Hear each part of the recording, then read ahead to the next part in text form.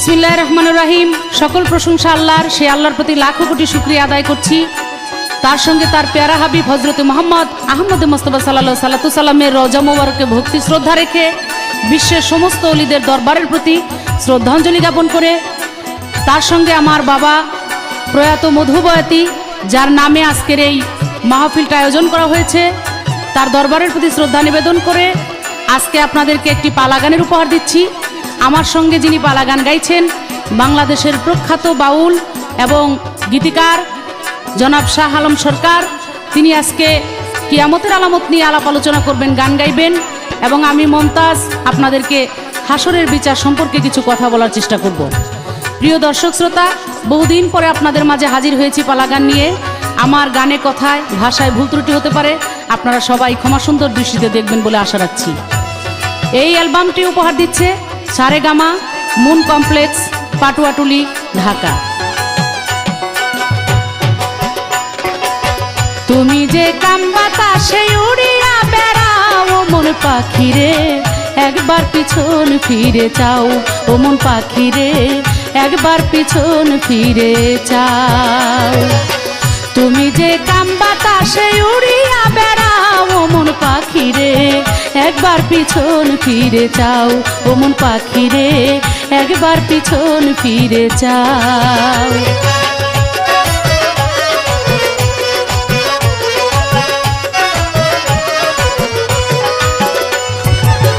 ও পাখিরে, সৃষ্টির আগে এই পৃথিবী ছিল পানি পানি, এক বিন্দু পানিতে হইল মানব দেহ খানি।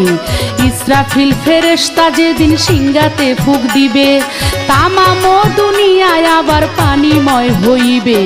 40,000 বৎসর থাকবে পানিময় হইয়া, কুদরতে এক বাতাস আল্লাহ দিবে যে ছাড়িয়া।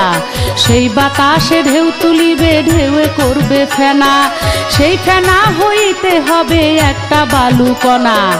এক বালু হইতে দেখো 70 বালু হবে, 70 হতে 70,000 বাড়িতেই থাকিবে।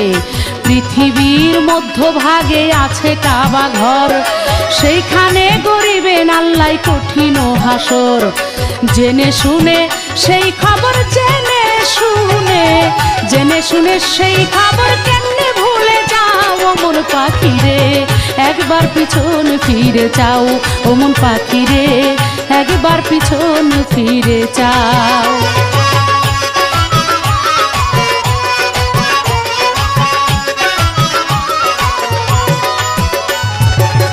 ও পাখিরে, সাত আসমানের উপরেতে আরশ রহিয়াছে, তার উপরে আরশে আজিম আল্লাহ বানায় আছে। তার উপরে লৌহ মাহফুজ থাকে ভাগ্যলিপি, তার উপরে ইল্লিন মুকাম থাকে আত্মা নেকি। তার উপরে আরশ কুরসি আল্লাহর সিংহাসন, সিংহাসনের পায়া ধরা ফেরেশতা 8 জন। জিন ইনসান ফেরেশতারা সবাই যাবে মারা, শুধুমাত্র জিন্দা থাকবে 8 জন পায়া ধরা। আল্লাহর হুকুমে তারা সিংহাসনটা লইয়া কাবা বরাবর আনিয়া দিবে রে বসাইয়া। সেই কুরসিতে বসবে আমার আপে নিরঞ্জন, সৃষ্টির আগে অনুরাগে ছিল রে যেমন। একা খোদা বসবে তখন, একা খোদা বসবে তখন, তুমি শুনে যাও মন পাখিরে, একবার পিছন ফিরে চাও ও মন পাখিরে, একবার পিছন ফিরে চাও।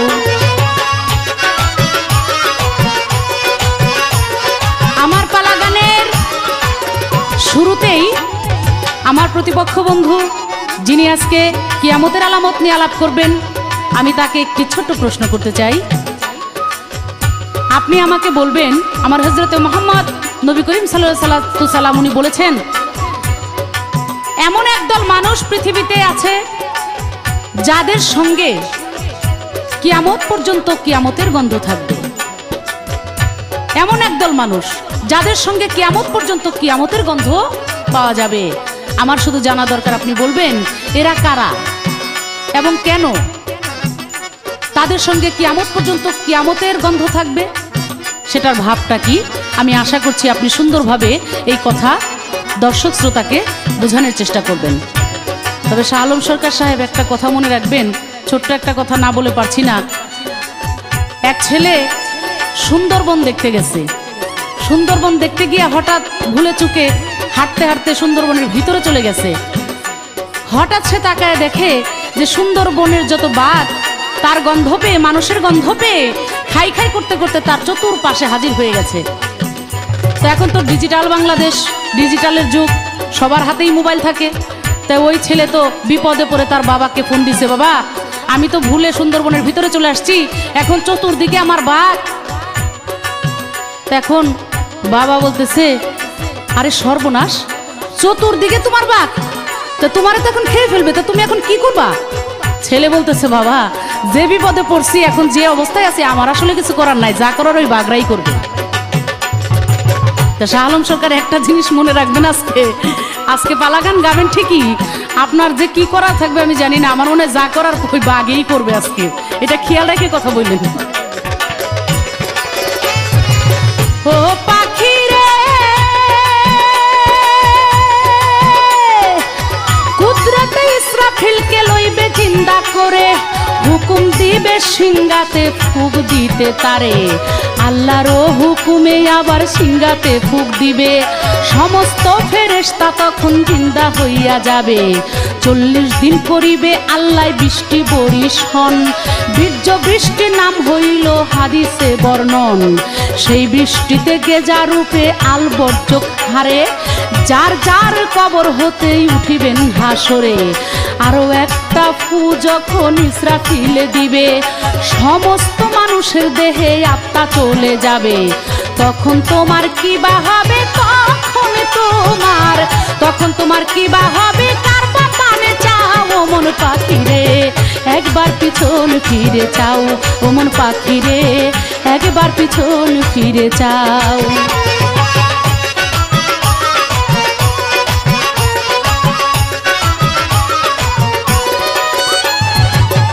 ও পাখি রে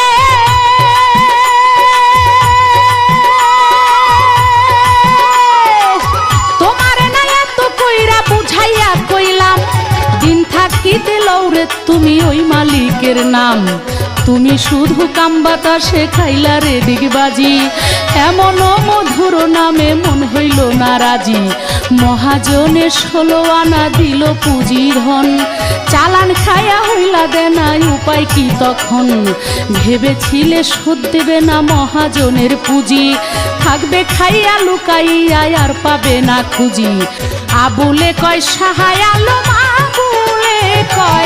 আবুলে কয় সাহায় আলম, গেলি বুঝি পাও ও মন পাখি রে, একবার পিছন ফিরে চাও ও মন পাখি রে, একবার পিছন ফিরে চাও, তুমি যে কাম বাতাসে উড়িয়া বেড়াও ও মন পাখি রে, একবার পিছন ফিরে চাও ও মন পাখি রে, একবার পিছন ফিরে চাও ও মন পাখি রে, একবার পিছন ফিরে চাও ও মন পাখি রে, একবার পিছন ফিরে চাও।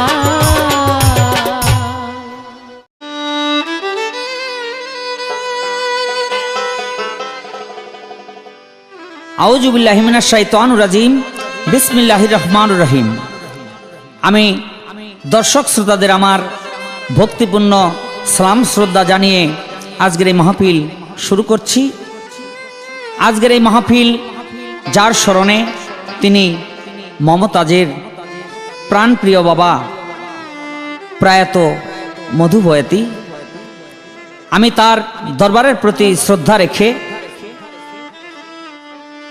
গান করব।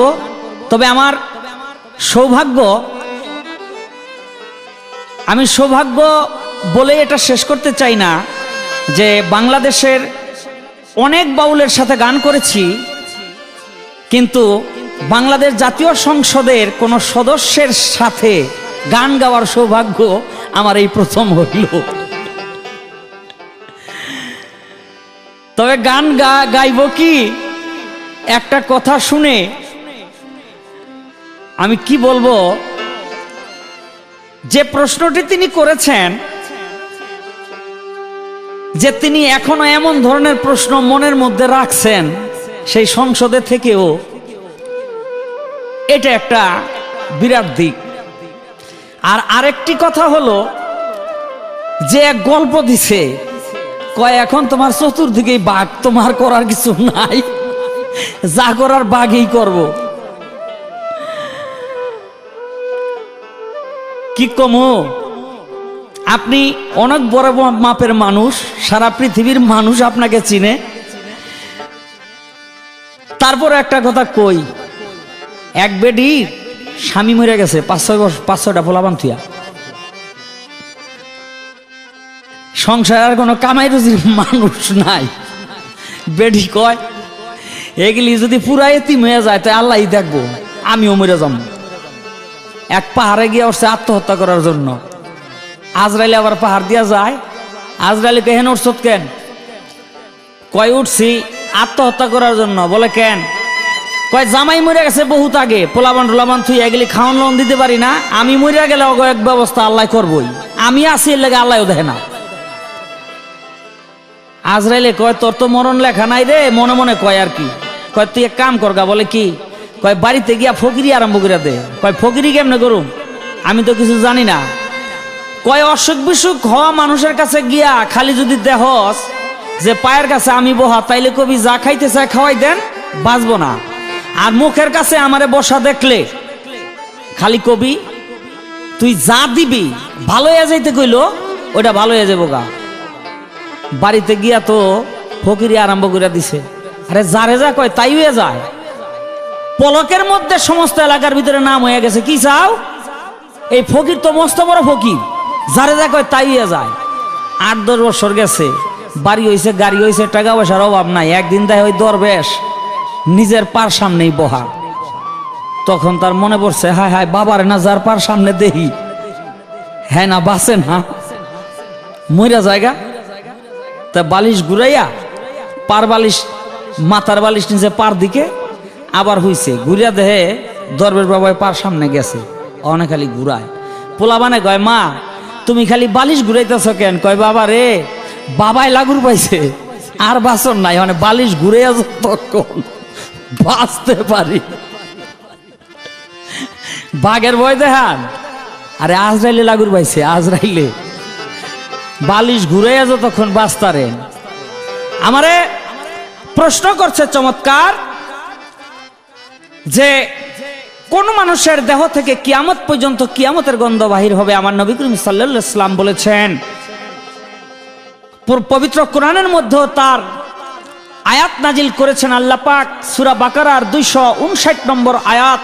উজায়ের নামে নবী একজন নবী ছিল।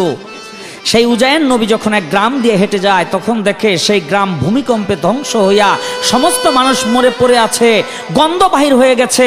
উজায়ের নবী আল্লাহর কাছে কয়, মাওলা এত মানুষ তুমি মেরে ফেললা, এই সমস্ত মানুষদেরকে হাসরের মধ্যে উঠাই আবার তুমি তাদের বিচার করবা, আমাকে তুমি দিন প্রচার করার জন্য পাঠাইছো, এই মানুষ তো মরে রয়েছে, আমি দিন প্রচার কার কাছে করব? আল্লাহকে অবিশ্বাস করলা, তুমিও মরে যাও। মরে গেছে। একটা গাধা ছিল, গাধাটাও মরছে। 100 বছর পর আল্লাহ পাক উজায়ের নবীকে জিন্দা করছে। আমার আল্লাহ উজায়ের নবী তাকাইয়া দেখে যে সমস্ত শহর মানুষে মানুষে সয়লাভ হয়ে গেছে। উজায়ের নবীকে আল্লাহ প্রশ্ন করে, তুমি কতদিন এখানে মোরা অবস্থায় ছিলে জানো? বলে আমি কিছুই জানি না, মনে হলো যেন এই মাত্র। আমার আল্লাহ বলে, তুমি 100 বছর পর্যন্ত মৃত্যু অবস্থায় ছিলে। বলে ওই মানুষগুলি ওই যাদেরকে আমি মেরে ফেলেছিলাম তোমার ইসলাম প্রচারের জন্য, ধর্ম প্রচারের জন্য, আবার আমি জীবিত করে দিয়েছি। তোমার সাথে একটা গাধা ছিল, গাধাটা কোথায় তুমি বলতে পারো? বলে মাবুত আমি জানি না। বলে তোমার যেখানে গাধাটা ছিল সেই দিকে লক্ষ্য করো। লক্ষ্য করে দেখে ওই যে মাংস, চামড়া, মজ্জা, হাড্ডি সমস্ত কিছু মাটিতে মিশে শেষ হয়ে গিয়েছিল। ওই সেখান থেকে আবার গাধাটা পুনরায় জীবিত হয়ে ডাক শুরু করে দিয়েছে। উজায়ের নবী বুঝতে পারলেন আল্লাহ পাক সমস্ত কিছু পারে। আমার নবী করিম সাল্লাল্লাহু আলাইহি ওয়াসাল্লাম বলেছেন, ওই উজায়ের নবীর উম্মত যারা, তাদের দেহ থেকে মৃত মানুষের যে একটা গন্ধ, এই গন্ধটা কিয়ামত পর্যন্ত তাদের দেহ থেকে এই পৃথিবীতে ছড়াইতে থাকবে। ওই গন্ধটা পাইলে মানুষ বুঝবে তারা ওই দলভুক্ত লোক ওই বংশভুক্ত লোক ছিল। এই ছিল তার প্রশ্ন জবাব। আমি ছোট্ট করে একটা প্রশ্ন করিয়া লই, আপনি যে জায়গার মধ্যে গিয়া উঠছেন ঠিক এই জায়গার থেকে আল্লাহ পাক পরিষ্কার ভাবে বলছে হাসরের দিন একদল পিপিলিকা হাসরের মাঠে উঠবে, অন্য অন্য মানুষ দূরে যাইব, ওই পিপিলিকা পড়ব মানুষের পায়ের মধ্যে, কিন্তু মরব না। আমি জানতে চাই পিপিলিকার এই দলটা কোন দল, যেই দল মানুষের পায়ে পিষ্ট হতে হতে হাসরের বিচারের সামনে গিয়ে উপস্থিত হবে কিন্তু তারা মরবে না? এরা কারা? এরা কি পিপিলিকা না অন্য কিছু? এই একটা জিজ্ঞাসা আমার রইল। 41টা আছে আলামত এই কিয়ামতের, 41টাই আছে আলামত, 41টা আছে আলামত এই কিয়ামতের, 41টাই আছে আলামত। প্রথম কিয়ামতে সুগরা, তারপর কিয়ামতে কুবরা, প্রথম কিয়ামতে সুগরা, তারপর কিয়ামতে কুবরা, তারপরে নিম কিয়ামত।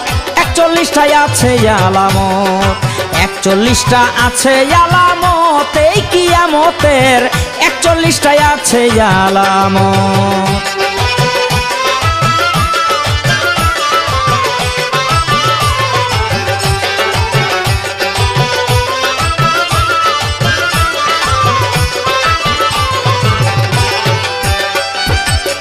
ও মুমিনি ভাই,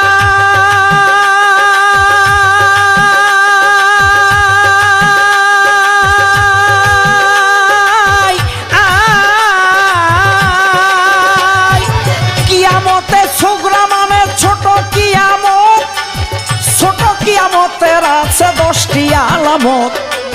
মেয়ের সংখ্যা বৃদ্ধি পাবে, কমিবে পুরুষ, অর্থ উপার্জনে বিদ্যা শিখিবে মানুষ, 30 জন মিথ্যা নবীর হইবে প্রকাশ, শরম লজ্জা ঘরে ঘরে পেয়ে যাবে হ্রাস, মানুষের আয়ু কমিবে, খাটো হবে ক্রমে, দাঙ্গা ফেসাদ দেখা দিবে আলেমে আলেমে, নতুন নতুন আলেমেরা পুরান আলেমেরে নির্ভুত বলিয়া গালি দিবে এ সংসারে, ইসলাম ধ্বংসের ষড়যন্ত্র বিধর্মী করিবে, মুসলমান বিধর্মীর হাতে মরিতে থাকিবে, হইয়া দিনের মুসলমান অমান্য করিবে কোরআন,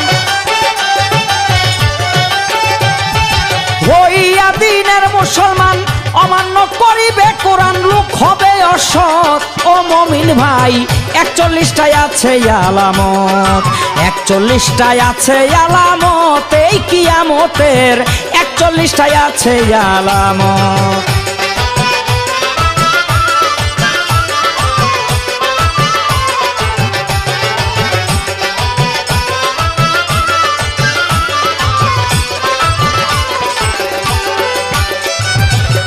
ও মুমিনি ভাই,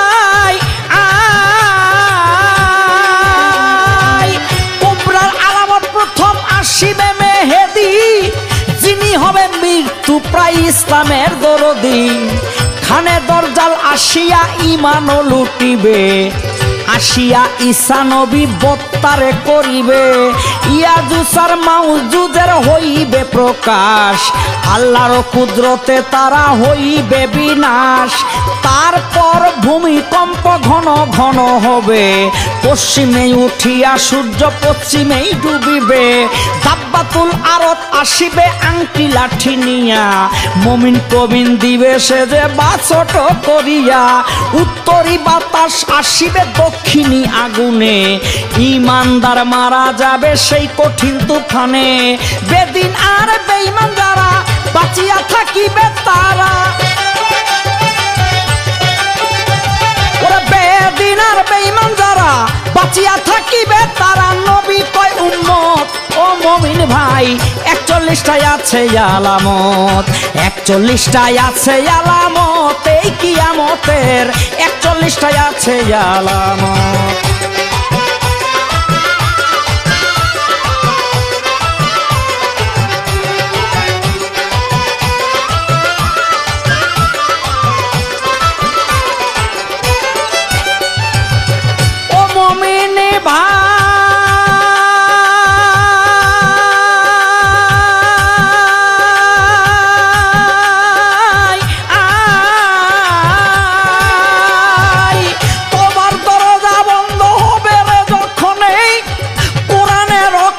সেদিন থাকবে না কোরআনে। হাফসিরা কাবা ঘর ধ্বংস করিবে, সাগরের তলদেশতে স্বর্ণ বাহির হবে। চোখের পলকে মানুষ হয়ে যাবে ধনী, নিম কিয়ামত ঘনিয়ে আসিবে তখনই। আল্লাহ বলবে ও ইসরাফিল আর কইরো না দেরি, আমাকে ডাকার লোক নাই ফুদাও তাড়াতাড়ি। শাহ আলম কয় সিঙ্গার ফুকে থাকবে না এই ধরার বুকে।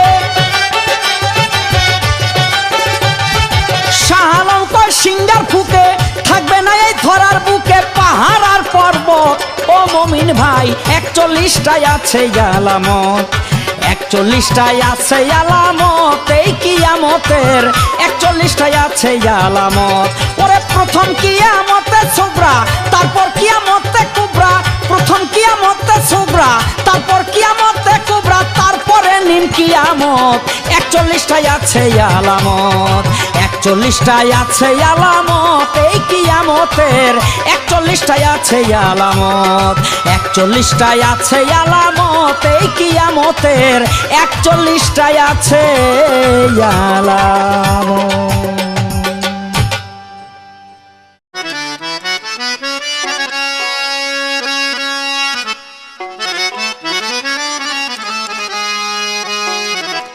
প্রিয় দর্শক মণ্ডলী, আমার প্রতিপক্ষ চমৎকারভাবে আমার প্রশ্নের জবাব করলেন।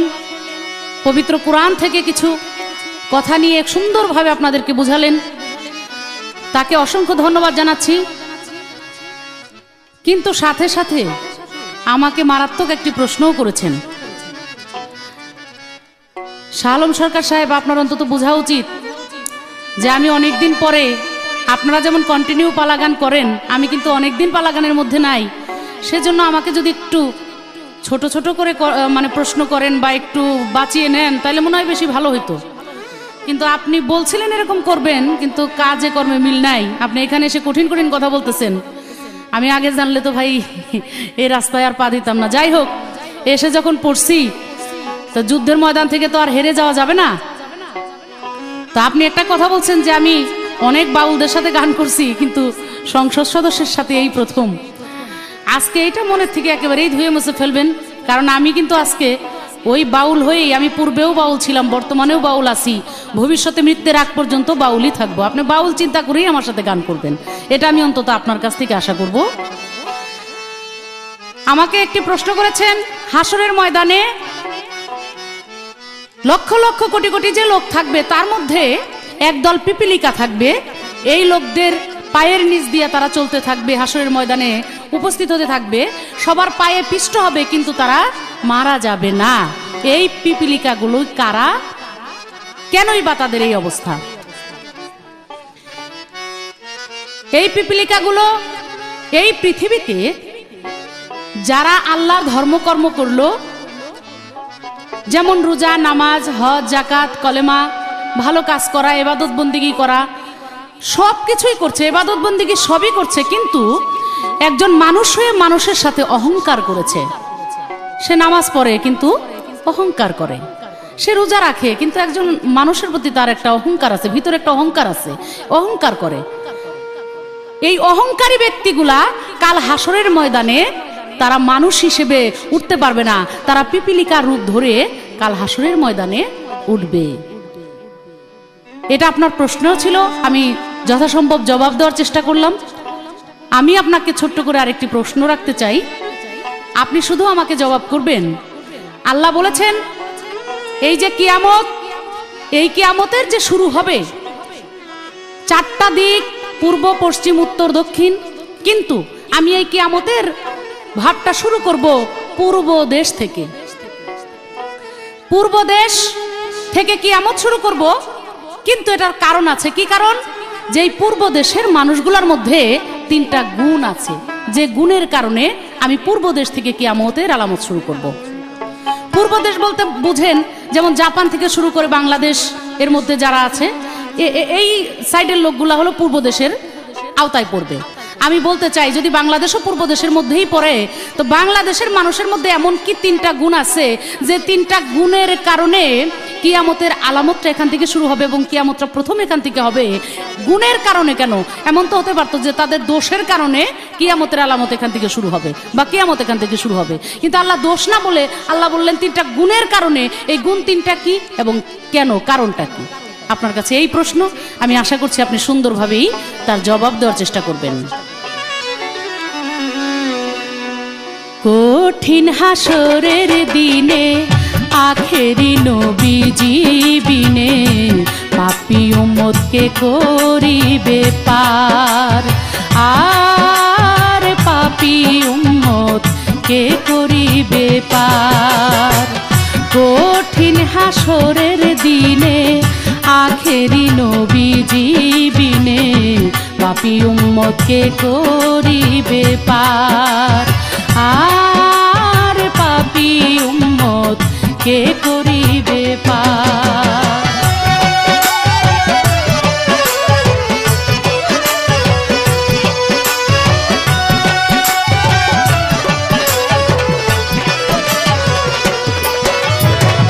যতই আল্লাহর নবী রবে নাফসি নাফসি বলবে সবে, কাঁদবে সবাই হইয়া লাচার। এমন কঠিন সেই নিদান মাই চিনবে না গর্ভের সন্তান, স্বামী নাচি নিবে পরিবার। বাঁচাও বাঁচাও উঠবে ধ্বনি সেই দিন নবী গুণমণি।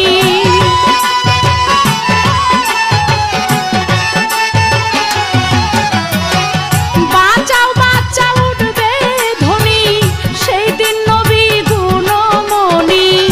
উম্মত বলে করিবেন চিৎকার, পাপী উম্মতকে করিবে পার, আর পাপী উম্মতকে করিবে পার।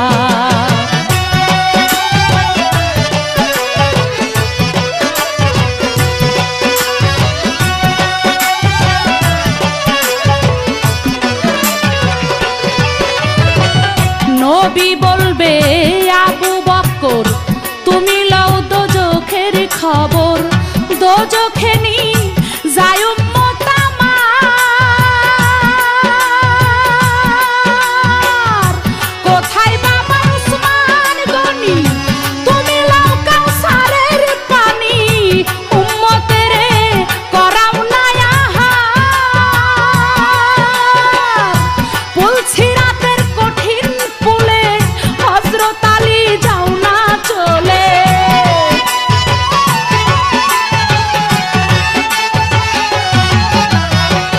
বলছি রাতের কঠিন পুলে হযরত আলী যাও না চলে। ওমর যাও মিজানের পাল্লার ধার, পাপী উম্মতকে করিবে পার, আর পাপী উম্মতকে করিবে পার।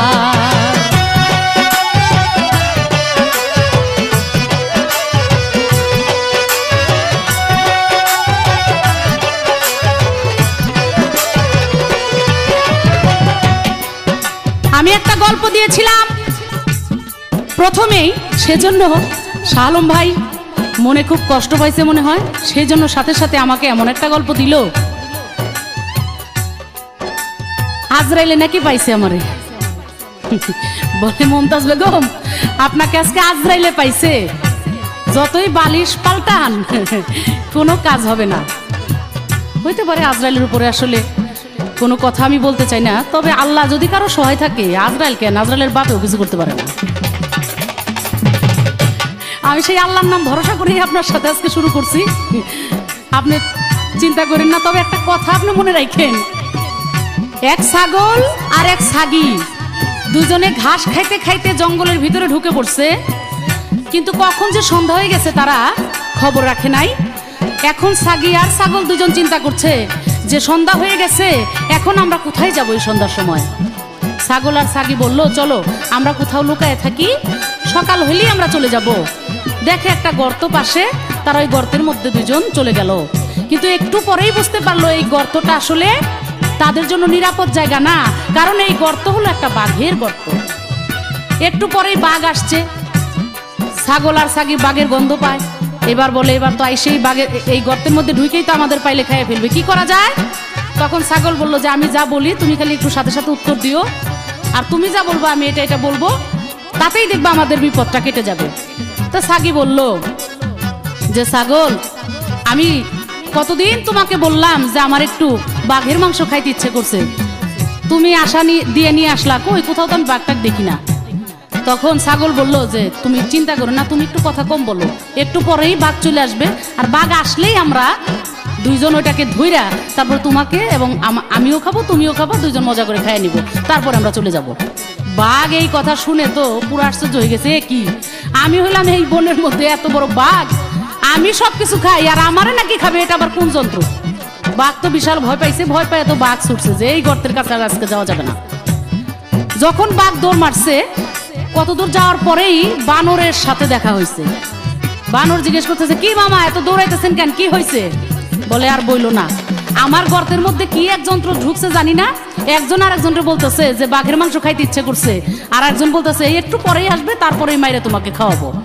বিশাল যন্ত্র মনে হয় আমার মাংস খাইতে চায়, তাই আমি কি করলাম, পালায়ে চলে আসলাম।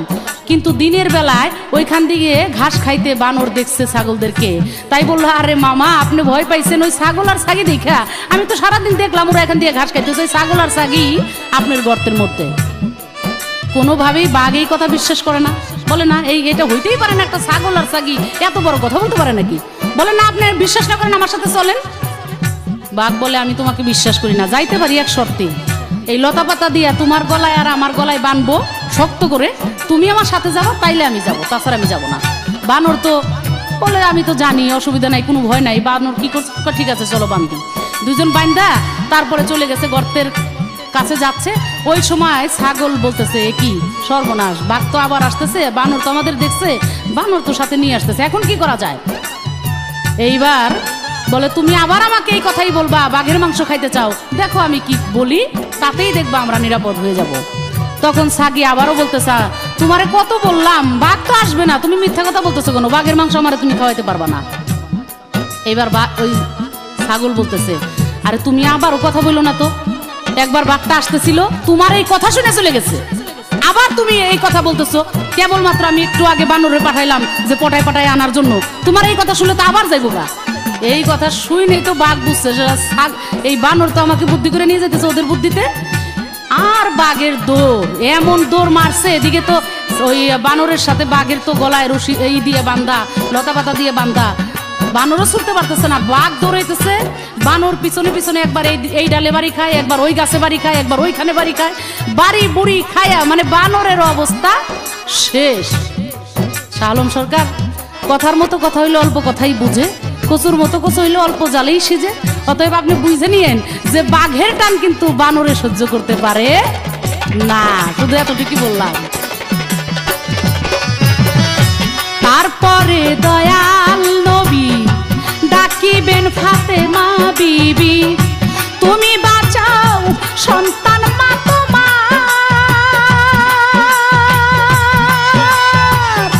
নবীর কথা মাই শুনিয়া বলবে হে সাইকি বিরিয়া, আমার একটা আছে যে বিচার।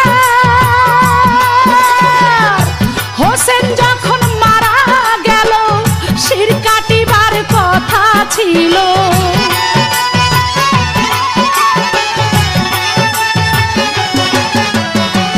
হোসেন যখন মারা গেল শির কাটিবার কথা ছিল, বাজু কাটা কেন গেল তার, পাপী উম্মতকে করিবে পার, আর পাপী উম্মত কে করিবে পার।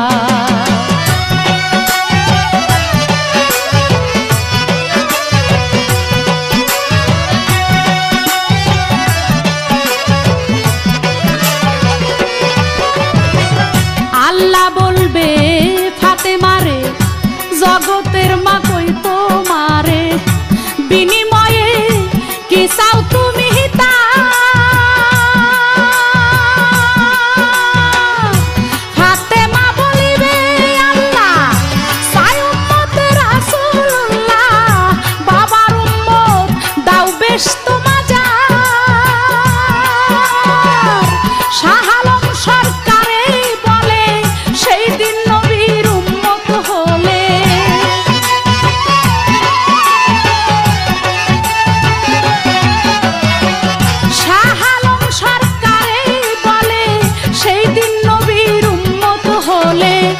ভয় ভাবনা থাকি বেনা তার, পাপী উম্মতকে করিবে পার।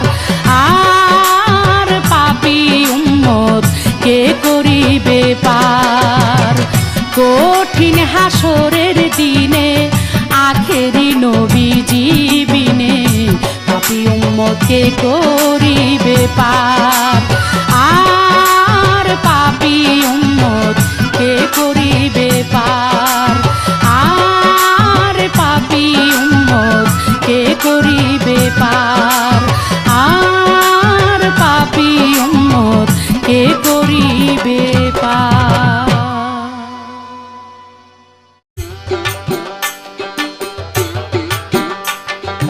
ধন্যবাদ মাননীয় এমপি মহোদয়, আমার প্রশ্নের জবাব করে আমার কাছে একটি প্রশ্ন করছে এবং একটি গল্প বলছে। আমার কাছে দুইটা জিনিসই একেবারে নতুন লাগতেছে। আমি ভাবছিলাম সে মনে হয় বাউল গান ভুলে টুলে গেছে, ঝাড়ি ঝুড়ি দিলে হয়তো আর নড়াচড়া করবে না, কিন্তু এখন দেখলাম ওই যে মুক্তিযোদ্ধাদের মতো অস্ত্র জমা দিল, যে ট্রেনিং জমা দেয় নাই, সেই কথাই আজকে আমার মনে পড়লো। প্রশ্ন কি? যে পূর্ব দেশ, নবী করিম সাল্লাল্লাহু আলাইহি সাল্লাম বলেছেন পূর্ব দেশ কিয়ামতের সময় সবার আগে ধ্বংস হবে পূর্ব দেশের মানুষের তিনটি গুণের কারণে। সেই পূর্ব দেশের মধ্যে হলো আমাদের বাংলাদেশ। এই বাংলাদেশের মানুষের কথাই যদি বলি, তাহলে বাংলাদেশের মানুষের তিনটি গুণ কি? যারা পৃথিবী ঘুরে দেখেছেন তারা জানেন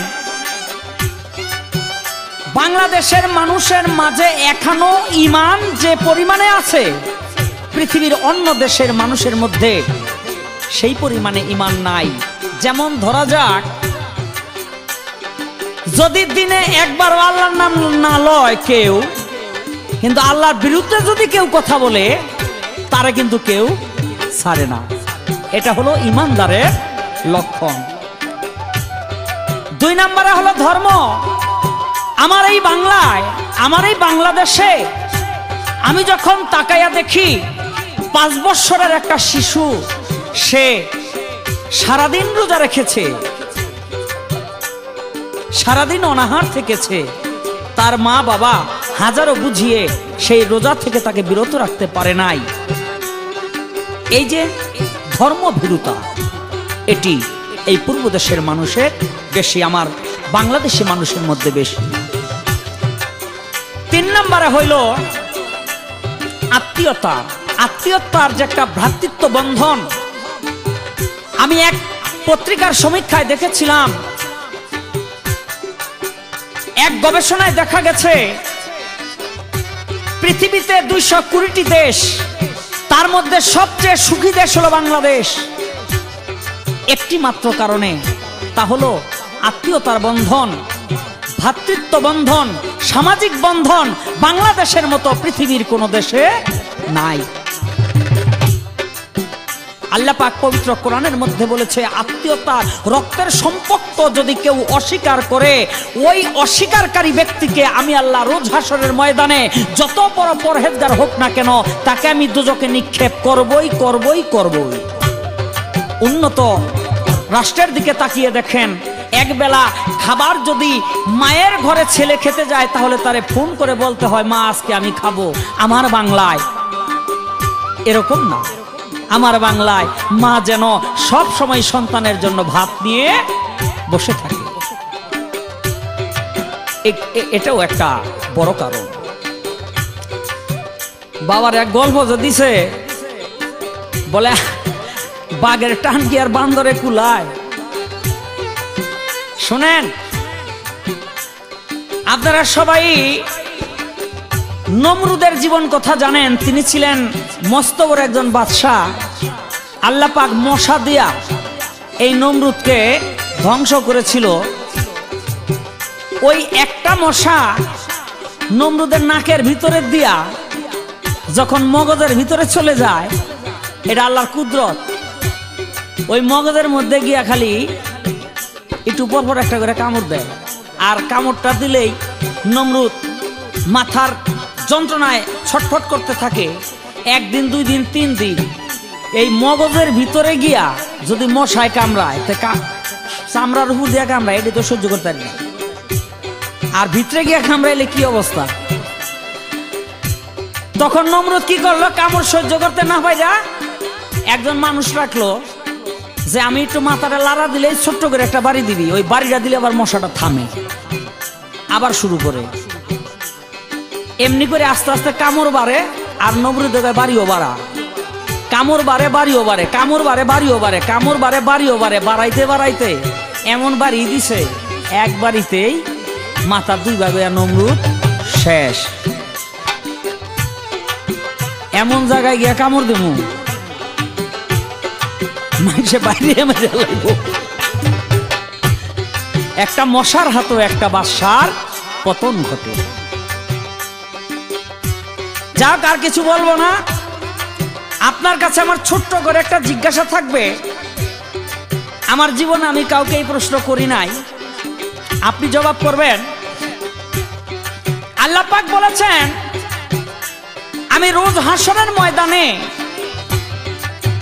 এক ব্যক্তির ঋণ পরিশোধ করব। ওই ব্যক্তির কাছে আমি ঋণ করেছিলাম দুনিয়ার মধ্যে। আমি জানতে চাই, পৃথিবীর মধ্যে আল্লাহ পাক কোন ব্যক্তির কাছে ঋণ করেছিলেন, যে ঋণ পরিশোধ করবেন আল্লাহ হাসরের মাঠে? আল্লাহকে ঋণ দেয় এই পৃথিবীর কোন মানুষটা আছে? উঠে আবার কয়েন না কেন আখেরি জামানার পয়গাম্বর হযরত মুহাম্মদ সাল্লাল্লাহু আলাইহি ওয়াসাল্লাম অনেক বয়াতি জিগাইলেই এরকম কই হালায় আর কি আন্তাজে। আমরা তো অনেক বয়াতি না, মমতাজ বেগম। যার জন্য সঠিক জবাব জানলে দিবেন, না জানলে কোনো আপত্তি নাই। এটা আপনার কইতেই হইব, এমন কোনো চুক্তি নাই। সঠিক জবাবটা জানতে চাই। সুদ ঘুষ এখন মানুষ, সুদ ঘুষ এখন মানুষ প্রকাশে খাইছে রে, কিয়ামতের আলামত আইছে রে। ও ভাই, কিয়ামতের আলামত আইছে রে।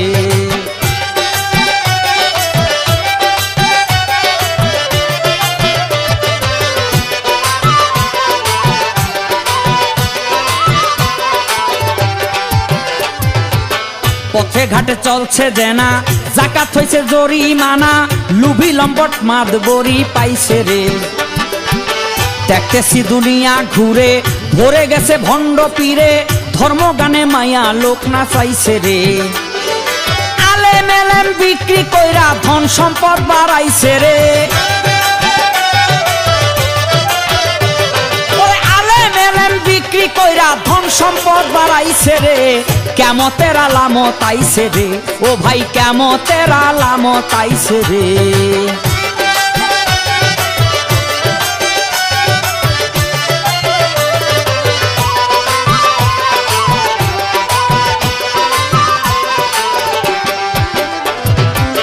দেশে দেশে দেখি আজি জায়েজ হইছে ছোকরাবাজি, দান করে ঢোল মানুষ পিটাইছে রে। মিথ্যাবাদী ভারী দলে, সত্যবাদী পড়ছে তলে, দাসীর ঘরে মালিকে জন্মাইছে রে। অবৈধ গর্ভপাতে কত মানুষ মরছে রে। অবৈধ গর্ভপাতে কত মানুষ মরছে রে। কিয়ামতের আলামত আইছে রে। ও ভাই, কিয়ামতের আলামত আইছে রে।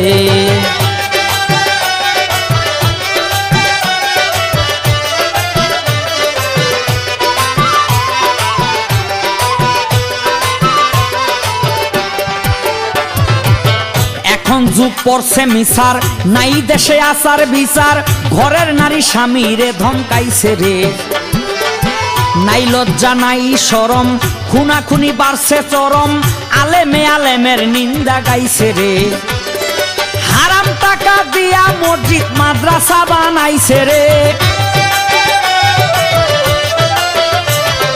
হারাম টাকা দিয়া মসজিদ মাদ্রাসা বানাইছে রে, কিয়ামতের আলামত আইছে রে, ও ভাই কিয়ামতের আলামত আইছে রে।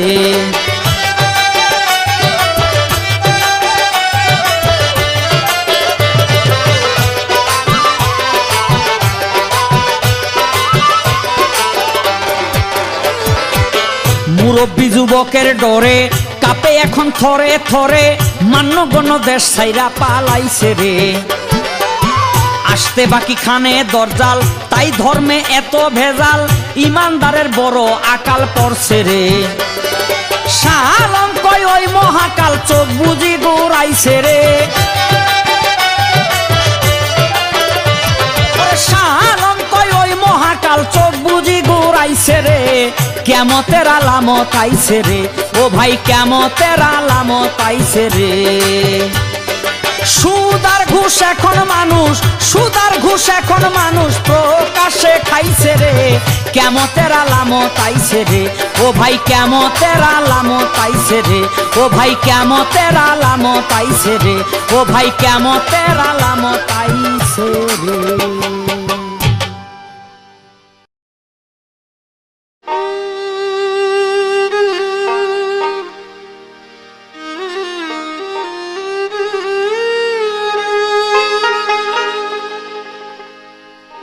প্রিয় দর্শক শ্রোতা, আমার প্রতিপক্ষ বন্ধু চমৎকারভাবে আমার প্রশ্নের জবাব দিয়ে আমাকে একটি প্রশ্ন করেছেন, কিন্তু প্রশ্নটা করে আমাকে একটু কঠিন কঠিন কথা বলেছেন। প্রশ্ন করে বলেছেন এই প্রশ্নের জবাবে আবার নবীর কথা বললেন না, পারলে বললেন আর না পারলে যে জবাব দিতেই হবে এইরকম কোনো বিষয় না, না দিলেও নাকি সে খুশি থাকবে। আপনি এটা চিন্তা করলেন কিভাবে যে অন্য যেরকম জবাব দেয় আমিও আপনাকে সেই রকম জবাবই দিব? যাই হোক, আপনি বলছেনই যখন, আর আপনাকে কি বলবো, বলার তো কিছু নাই, এই কারণেই কিছু বলবো না। আপনি এত মানে নিচে নামছেন এটা আমার জানা ছিল না, কারণ আমি আপনাকে একটা মেসাল দিয়েছিলাম, সেখানে যাই হোক বানর আর বাঘের গল্প ছিল, আর আপনি আমাকে নমরুদ বানায়া নিজে মশা হয়ে আমাকে ঠকানোর চেষ্টা করলেন। তা আমি আর আপনাকে কিছু বলবো না, কারণ মশা মারতে তো আর ভাই কামান লাগে না, সেই জন্য আর কি বলবো আপনাকে। এখানেই আপনাকে আমি কিছু না বলতে চাই না, শুধু প্রশ্নের জবাবটা সঠিকভাবে দিতে চাই। আর আমি এটাও বলতে চাই যে বাংলাদেশে কারো কাছে পাইছেন কিনা জানি না, তবে আমার কাছ থেকে আশা করছি আপনি একটা সঠিক জবাবই পাবেন। আল্লাহ কাল হাসরের মাঠে উনি এক ব্যক্তির ঋণ শোধ করবে। উনি বলেছেন পৃথিবীতে আমাকে একজন ঋণ দিয়েছিলেন, সেই ঋণ আমি কাল হাসরের মাঠে শোধ করব। সেই ঋণটা কে দিয়েছিলেন, কি ঋণ দিয়েছিলেন? আমার রাসূল পাকের অনেক সাহাবা ছিলেন, তার মধ্যে ওনার প্রাণপ্রিয় একজন মহব্বতের সাহাবা ছিলেন হযরত আবু বকর সিদ্দিক। এই আবু বকর সিদ্দিককে আমার রাসূল পাক একদিন বলেছিলেন, আবু বকর তুমি ইসলামের জন্য কিছু দান করো, ইসলামের মহব্বতের জন্য কিছু দান করো। আবু বকর বললেন, হুজুর আপনি একটা চাদর বিছান, আমার সম্পদ থেকে আমি ইসলামের জন্য দান করতে চাই। রাসূল পাক চাদর বিছাইলেন, আবু বকর সিদ্দিক দান করলেন। রাসূল পাক জিজ্ঞেস করলেন, আবু বকর তুমি যে দান করলে তোমার বাড়িতে আর কি আছে? আবু বকর চোখের পানি ছেড়ে দিয়ে বললেন, হুজুর আপনি বলেছেন আমার আল্লাহর নামে ইসলামের মহব্বতে দান করতে, সেই জন্য আমি আমার বাড়িতে আর কোনো ধন সম্পদ রাখি নাই, এবং আগামী কাল যে আমি কিছু খাবো, কি খাবো, আমার পরিবার কি খেয়ে বেঁচে থাকবে সেই ব্যবস্থাও আমি রাখি নাই, সেটাও আমি আমার বাড়িতে রাখি নাই। আমি সবকিছুই আপনার মহব্বতে, ইসলামের মহব্বতে আমার আল্লাহর নামে দান করে দিয়েছি। সেই দানটা যদিও খুব আকারে ছোট ছিল, কিন্তু তার যা ছিল সে সবই দান করেছে। এর চাইতে আরো অনেক বেশি কিছু পৃথিবীতে অনেক মানুষই দান করে, কিন্তু সবকিছু করে না, কিন্তু আবু বকর সিদ্দিক তার সবকিছুই দান করেছিল। সেই জন্য আল্লাহ বলেছে আমি আবু বকরের কাছে ঋণী হয়ে গেলাম, কাল হাসরের দিন আমি আবু বকরের এই ঋণ অবশ্যই শোধ করব। আপনার প্রশ্নের জবাব আশা করছি শেষ হয়েছে। আপনার কাছে ছোট্ট করে আপনার বুদ্ধির পরীক্ষা নেওয়ার জন্য একটা প্রশ্ন করব। আপনি শুধু বলবেন বাংলাদেশে কিয়ামত আগে হবে ঠিকই, সব কিছু কিয়ামত হয়ে গেলেও একটা জিনিস কিয়ামত হবে না। আপনি একটু বুদ্ধি কাটায় বলবেন তো সেই জিনিসটা কি? সব কিয়ামত হবে কিন্তু ওইটা কিয়ামত হবে না, এটা কি? এই আপনার কাছে একটি প্রশ্ন, আশা করছি আপনি সুন্দরভাবে জবাব দেওয়ার চেষ্টা করবেন।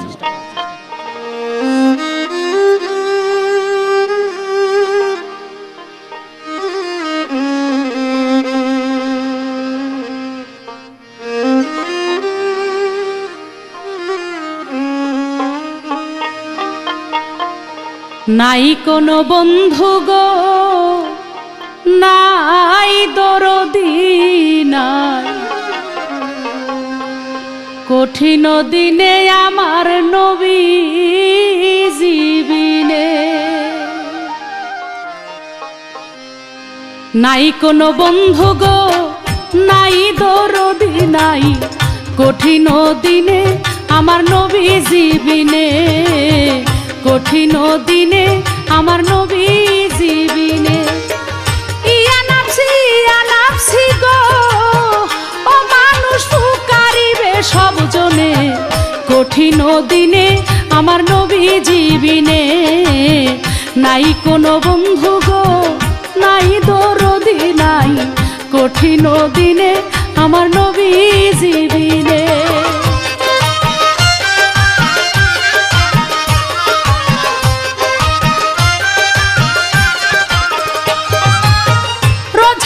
শেষ বিচারে রাব্বুল আলামিন ওয়াহেদুল কাহার হয়ে সাজিবেন হাকিম। থাকিবে না দয়া মায়া স্নেহ মমতা, কেউ হবে না কারো জন্য জামিন ও দাতা। হায় হায় হাহাকার পড়ে যাবে ধ্বনি, পিপাসায় ফাটিবে ছাতি, মগজ গলে পানি। দৌড়াইতে থাকিবে মানুষ মুক্তির কারণে, উপস্থিত হইবে গিয়া আদম যেখানে। দেখি আদমের হাসরেরই মাঠে, বিনয় করে বলবে সবাই পড়িয়া সংকটে। হে পিতা আদি আদম আপনার আওলাদ, পড়িয়াছে এই সংকটে করেন সাফায়াত। আদম বলবে নাফসি নাফসি, আমি পাপী গন্ধম খাইছি গো, আমি নাফরমানি করিয়াছি পারবো না সেই কারণে, কঠিন দিনে আমার নবী জীবিনে। নাই কোনো বন্ধু গো, নাই দরদি নাই, কঠিন দিনে আমার নবী জীবিনে।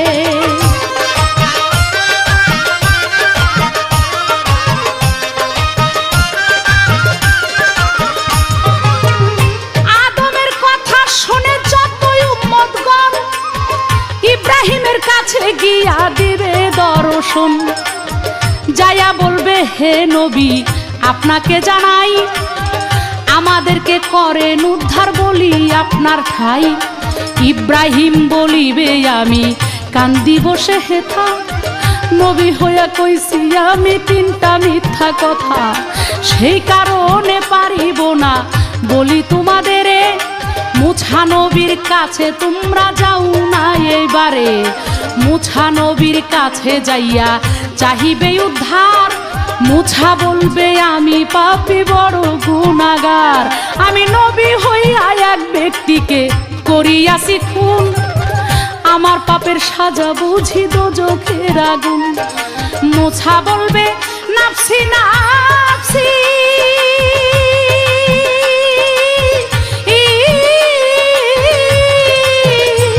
আমি নবী হইয়া খুন করেছি রে, আল্লাহর নাফরমানি করিয়াছি পারবো না সেই কারণে, কঠিন দিনে দয়াল নবী জীবিনে। নাই কোনো বন্ধু গো, নাই দরদি নাই, কঠিন দিনে দয়াল নবী জীবিনে।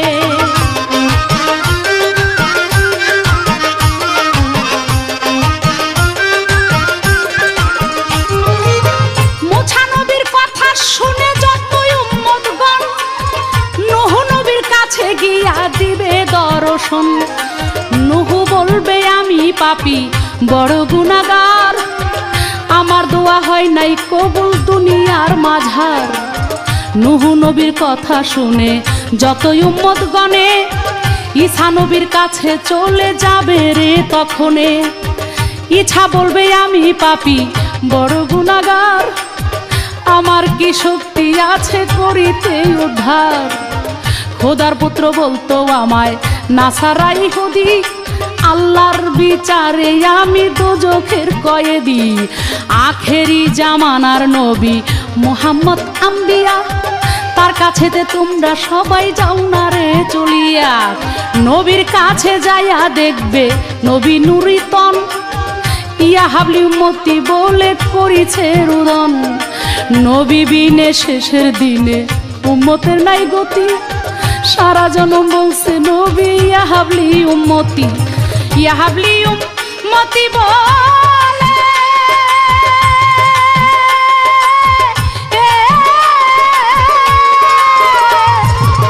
কাঁদছে নবী চোখের জলে রে, হায়রে ভেবে কয় সরকার বলে সাহালো মেনে শুনে। কঠিন দিনে দয়াল নবী জীবিনে, নাই কোনো বন্ধু গো নাই দরদি নাই। কঠিন দিনে দয়াল নবী জীবিনে। ইয়া নাফসি গো, ও মানুষ হুকারিবে সব জনে। কঠিন দিনে দয়াল নবী জীবিনে, নাই কোনো বন্ধু গো নাই দরদি নাই। কঠিন দিনে দয়াল নবী জীবিনে, নাই কোনো বন্ধু গো নাই দরদি নাই। কঠিন দিনে দয়াল নবী জীবিনে।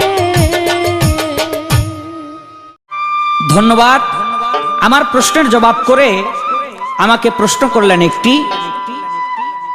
বাংলাদেশের কি এমন জিনিস কিয়ামত হবে না, অর্থাৎ ধ্বংস হবে না? বলে বুদ্ধি করে তার জবাব দিতে হবে। অনেক খুঁজলাম, অনেক দৌড়াদৌড়ি করলাম, তারপরে দেখলাম বাংলাদেশের একটা জিনিস ধ্বংস হবে না, সেটা হলো বাংলাদেশ হলো নদীমাতৃক দেশ, সাগরও আছে। এই পৃথিবী ধ্বংস হয়ে যাবে পানি পানি, তাহলে পানি কিন্তু ধ্বংস হইতেছে না। আমার বাংলায় যেই জলরাশি আছে, সমুদ্রে যে জলরাশি আছে, এই জলরাশি কোনো ধ্বংস নাই। আরেকটি জিনিসের ধ্বংস নাই হাদিস মতে, তা হলো আত্মার। তাহলে আমার বাংলাদেশের যে সমস্ত মানুষ আছে, এই মানুষের আত্মারও কোনো ধ্বংস হবে না। কয় মশা মারতে কামান দাগান লাগে না, আমি বেশি কিছু বলবো না। আমি যখন মশা কামান দাগাইবেন না, আসলে দাগাইবেন কোথেকে? কামান দাগাইতে যে বারুদ লাগে, তা বারুদ তো আবার শাহ আলম সরকার। এইটুকুই বইলা রাখলাম, আর বেশি কিছু বলবো না। এবার আমার একটি গান থাকবে, গানটি হলো বিচ্ছেদ। এই পৃথিবীতে আমরা এসেছি, এই পৃথিবী থেকে চলে যাব। কেন এসেছিলাম, কেন চলে যাব, কোথায় যাব, তার উপর ভিত্তি করে কবি বিজয় সরকার একটি গান লিখেছেন। আমি সেই গানটি গাইব।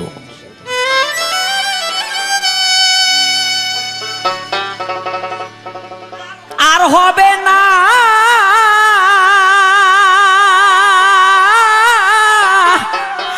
আর হবে না মধুর মিলন বৈশায়ামের গাছে রে, কয়ো বগির কাছে খবর কয়ো রে, কয়ো বগির কাছে।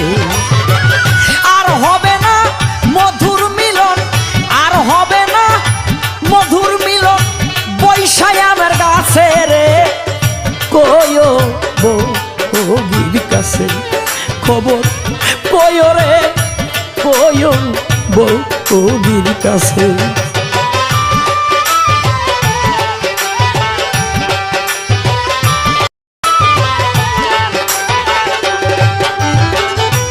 অনেক মাসের আশা কইরা রে, ও ভাই আমি ঘর বাড়ি রিয়া সাত সমুদ্র 13 নদী আইলাম পারি দিয়া, আইলাম পারি দিয়া রে, আইলাম পারি দিয়া। ঠকের দেশে আইসারে মন ওরে ভাবনা যাই না পিছে,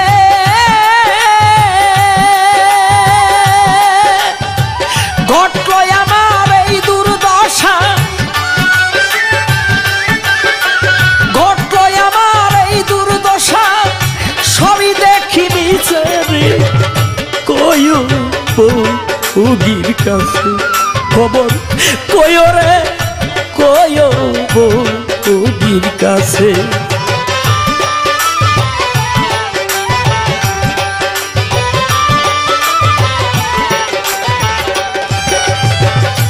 ফাদের মুখে সাদের মতো রে, আমি দেখে দুইটা পুটি, তাই না দেখে পাগল হইল আমার নয়ন দুটি, আমার নয়ন দুটি রে, আমার নয়ন দুটি। মাছ ধরিবার আশা কইরা আমি গেলাম ফাদের কাছে, আমার মাছ ধরা তো দূরের কথা, মাছ ধরা তো দূরের কথা, পড়লাম ফাদের পেছে রে। কয়ো বউগির কাছে খবর কয়ো রে, কয়ো বউগির কাছে।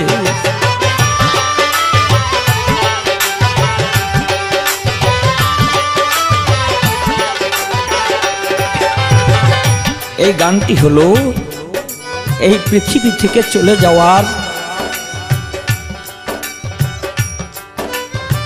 মানুষের পৃথিবী থেকে চলে যাওয়ার যে মুহূর্তটি, সেই মুহূর্তের কথা উপমা দিয়েছেন একটা বগা আর একটা বগি। এই সংসার হলো একটি পুঁটি মাছ, বগা বিলের মধ্যে পুঁটি মাছ দেখে তা খাইবার জন্য ব্যাকুল হয়ে যায়। এ পুঁটি মাছের মধ্যে যে ফাঁদ পাতা, তা বগা ঘূর্ণাক্ষরটের পায় না। যখন সেই ফাঁদে আটকা পড়ে যায়, তখন আর করার কিছু থাকে না। ওই রকম পৃথিবীতে এসে মানুষগুলি আমরা ফাঁদে আটকা পড়ে আছি। এখন সেই মালিকে ডাক দিয়েছে, চলে যেতে হবে। ছেলে মেয়ে পুত্র কন্যা সোনার সংসার সমস্ত কিছু রেখে চলে যাচ্ছি। এটি কি শুধুই পাপ?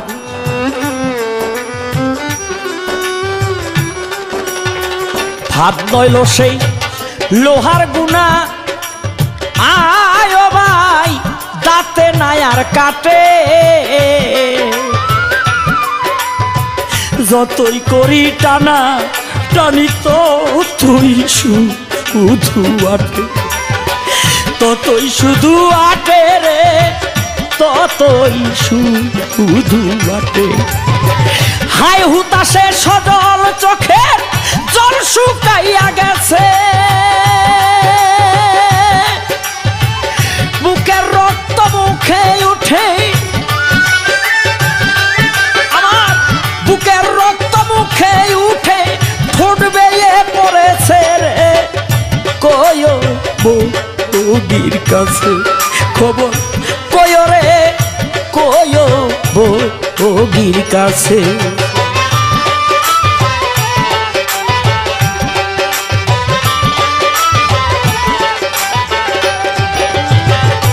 আমার জন্য যদি বগির রে ভাই জল ঝরে নয়নে, বাজার হইতে একটা বগা দিও তারে কিনে, দিও তারে কিনে রে, দিও তারে কিনে। এমন একটা বগা দিও যার লোক নাই পুঁটি মাছে,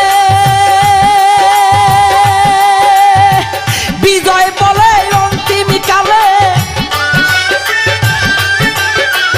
বিজয় বলে অন্তিম কালে নাচবে প্রেমের গাছে রে, কয়ো বগির কাছে খবর কয়ো রে, কয়ো বগির কাছে।